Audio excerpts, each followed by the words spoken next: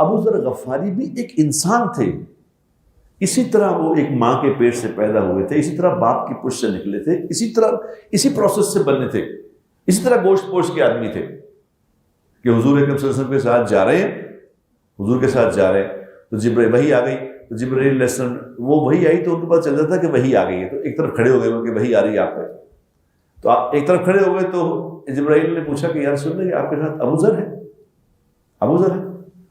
آپ نے فرمایا ہاں تم اسے جانتے ہو؟ آپ نے پوچھا جبرائیل تم اسے جانتے ہو؟ تو جبرائیل علیہ السلام نے کہا یا رسول اللہ زمین والے اسے تھوڑا جانتے ہیں، آسمانوں والے زیادہ جانتے ہیں۔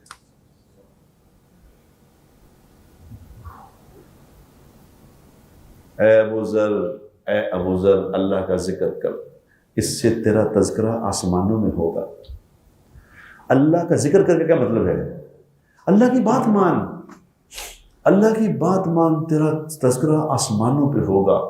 اللہ کی جس چیزوں سے اللہ نے منع کیا اس سے منع ہو جا، منع کر دے تو تیرا تذکرہ آسمانوں پہ ہوگا، تیری زندگی آسان ہو جائے گی، تجھے عزتوں سے نواز دے گا اللہ۔